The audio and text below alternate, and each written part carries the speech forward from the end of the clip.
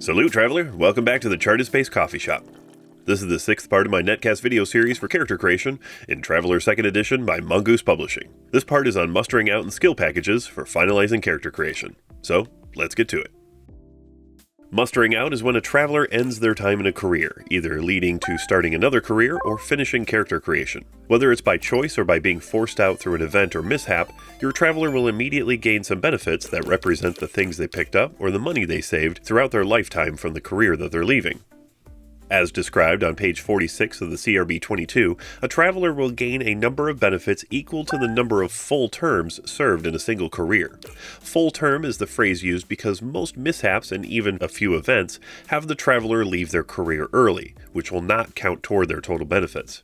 The traveler will also gain a number of bonus benefits based on the rank that they were able to obtain in this career, as seen on the benefits and rank table. On the first page of every selectable career, you will find a mustering out benefits table. The number of benefits your traveler gained for this career is the number of times you will get to roll on this table. There are 2 columns, cash and benefits. Before making a roll on the table, you must choose either cash or the benefits column, as you only get one or the other for a single roll. For the cash column, the traveler is only allowed to roll a total of 3 times throughout any and all careers in their lifetime, so there's always that gamble the traveler will need to weigh.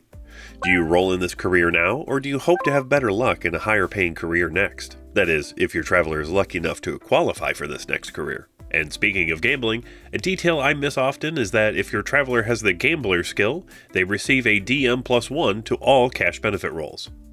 For the benefits column, there's an array of bonuses your traveler can receive, from score increases to weapons to ship shares, and even the coveted task membership. Lucky. You can find the details and description of these on page 47 of the CRB 22. With your total number of benefits calculated, roll 1d at a time on the table column of your choice and apply the result to your character sheet. You will also see that the mustering out benefits table has a 7th result on it. This 7th result can be obtained because most careers will have an event that will give you a DM+1 to a single benefit roll, like Event 5 for the Scout, for example. The player may choose to apply these DM+1s after seeing the result of the roll for a benefit. There are a few benefit items that have a credit limit for selecting specific equipment associated with them, like the armor, blade, and gun benefits. For most equipment presented in the CRB 22, the value limits given for these items in their descriptions will usually be way more than a single item is worth. This is to account for the myriad of other equipment throughout the entire library of published books, and specifically the central supply catalog. If all you have is the CRB, though, a lot of that value for this benefit is lost. It's not specifically stated in the rules, but to get the most out of your rolled benefit, a referee may allow a player to upgrade their traveler's item up to the value limit of the benefit. Not all equipment is upgradable, but for things like armor and guns, upgrade options can be found on page 102 and 135 respectively. A traveler is also allowed to purchase equipment with the credits they received from their benefit rolls, but only up to a cap of 10,000 credits before beginning their adventure. Purchases beyond this will have to be made during gameplay. Depending on the adventures the referee has planned, it's recommended to put a cap on the number of terms players should be allowed to make for their travelers. A limit of 3 terms should give a group of 4 a diverse range of skills between them, each with their own specializations and roles in the group, but with plenty of room to grow. A 6 or 7 term limit would produce a group of experts ready for any difficult mission. Beyond this, it becomes less and less likely that someone would actually be out there in the far reaches of space going on adventures. Why would an aged duke or admiral be traveling the stars when such powerful positions are quite demanding and very comfortable staying in the place that they are? Once all the players have completed their travelers and have fully mustered out, your group will get to pick or is given a skill package, depending on the adventures the referee has planned. On page 50 of the CRB 22, there are 9 skill packages, each with a small list of level 1 skills that are given to the travelers as a group to round out any skills they may be lacking as a team. Players will need to discuss how to split these up between their characters, as each skill could only be applied to one traveler. With skill packages divvied up, the only thing left to do is to fill out your traveler's personal data file.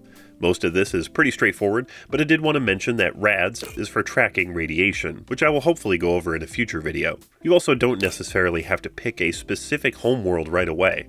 There are tens of thousands of worlds in Traveler's charted space setting, so it's perfectly fine to just give a vague idea, like a water world or desert world, a high-tech world or a backwater world, and then you can pick a specific planet when it's appropriate for the adventure.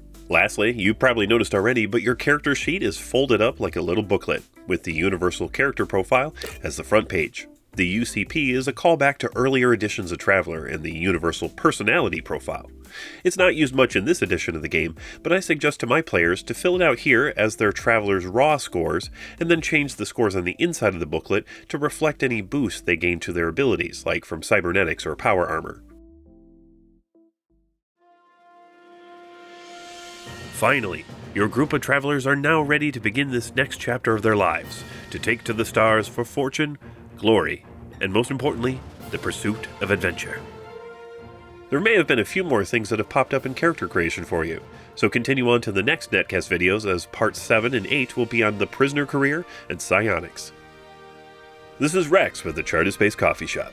If you like these videos, do me a solid and hit any and all of those beautiful buttons on this platform. If you'd like to support the channel, head on over to the Nuclear Sunrise page on Ko-fi.com and buy my Terran producer a cup of joe. Godspeed, Traveler, and I'll see you in the next one.